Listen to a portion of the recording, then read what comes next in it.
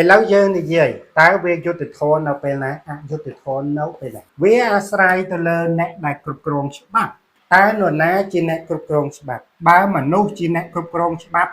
វាត្រូវបម្រើប្រយោជន៍ឲ្យមនុស្សបើយៈជាអ្នកគ្រប់គ្រងច្បាប់វាត្រូវតែបម្រើប្រយោជន៍ឲ្យយៈបើព្រះជាអ្នកគ្រប់គ្រងច្បាប់វានឹងបម្រើប្រយោជន៍ឲ្យព្រះដូច្នេះយុត្តិធម៌របស់ច្បាប់ឬគ្មានយុត្តិធម៌របស់ច្បាប់វាអាស្រ័យទៅលើថាតើនរណាជាអ្នកគ្រប់គ្រងច្បាប់នោះនរណាជាអ្នកគ្រប់គ្រងច្បាប់នោះព្រោះច្បាប់វានឹងបម្រើឲ្យអ្នកដែលបង្កើតវាឲ្យអ្នកដែលគ្រប់គ្រងវាអ្នកដែលគ្រប់គ្រងច្បាប់អ្នកដែលបង្កើតច្បាប់នឹងទទួលបាននៅយុត្តិធម៌ចំណែកអ្នកដែលស្ថិតនៅក្រោមគំនាបច្បាប់ត្រូវតែទទួលនៅអយុត្តិធម៌ដូច្នេះហើយយុត្តិធម៌គឺវាកើតឡើងនៅពេលដែលយើងជាម្ចាស់ច្បាប់ហើយអយុត្តិធម៌កើតឡើងនៅពេលដែលយើងមិនមែនជាម្ចាស់មិនថាច្បាប់គុណធម៌មិនថាច្បាប់ទំនាញសកលមិនថាច្បាប់គ្រប់គ្រងប្រទេសច្បាប់អ្វីក៏ដោយគឺវាបម្រើប្រយោជន៍ឲ្យម្ចាស់របស់វា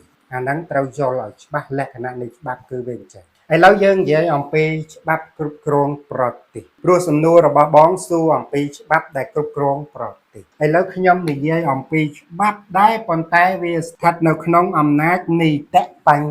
ញត្តិហើយច្បាប់នេះនរណាដែលបង្កើតវានឹងបម្រើប្រយោជន៍ឲ្យអ្នកនោះបើពលរដ្ឋជាម្ចាស់ប្រទេស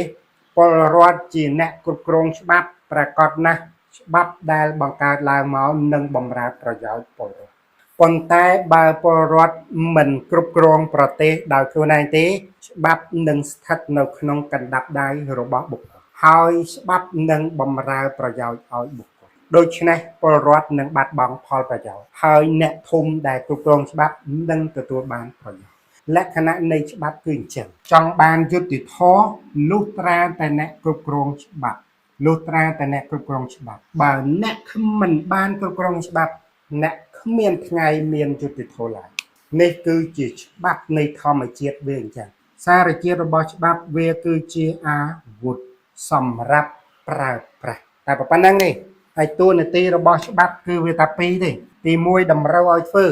មួយទៀតហាមមិនឲ្យធ្វើវាអត់បញ្ជាក់អំពីលក្ខណៈល្អឬអាក្រក់វាអត់បញ្ជាក់អំពីភាពយុត្តិធម៌ឬមិនយុត្តិធម៌ទេវាអាស្រ័យទៅលើម្ចាស់របស់វាមួយចិញ្ចោនេះស្រាដាក់សបន្តក់នេះអាស្រ័យទៅលើម្ចាស់របស់វាជាអ្នកចង្អុលទិសឲ្យច្បាប់នឹងទិសវាទៅណាតែប៉ុណ្្នឹងទេដោយដែលខ្ញុំលើកឡើងអញ្ចឹងបើមនុស្សជាអ្នកបង្កើតច្បាប់ដូច្នេះហើយសត្វទាំងអស់នៅលើផែនដីនេះគឺជាកម្មសិទ្ធិរបស់មនុស្សសម្លាប់សត្វអស់រាប់លានក្បាលក្នុងមួយថ្ងៃគ្មានទោសទេព្រោះច្បាប់វាបម្រើប្រយោជន៍ឲ្យមនុស្សប៉ុន្តែសាកលោកគោក្របីវត្តមនុស្សតែមួយខ្វាច់ធ្វើឲ្យមនុស្សរបួសបន្តិចមើលគោនោះក្របីនោះអាចคล้ายទៅជាសាកសពភ្លាមមួយរំពេចហ្នឹងលក្ខណៈច្បាប់គឺវាអញ្ចឹងបើចង់បានយុត្តិធម៌លុះត្រាតែអ្នកជាម្ចាស់ច្បាប់តែប៉ុណ្្នឹងឯងហើយវិធីធ្វើឲ្យคล้ายទៅជាម្ចាស់ច្បាប់យ៉ាងម៉េចអាហ្នឹងវាមានច្រើនដែលត្រូវបកស្រាយនៅក្នុងវីដេអូនេះខ្ញុំនិយាយតែប៉ុណ្្នឹងទេ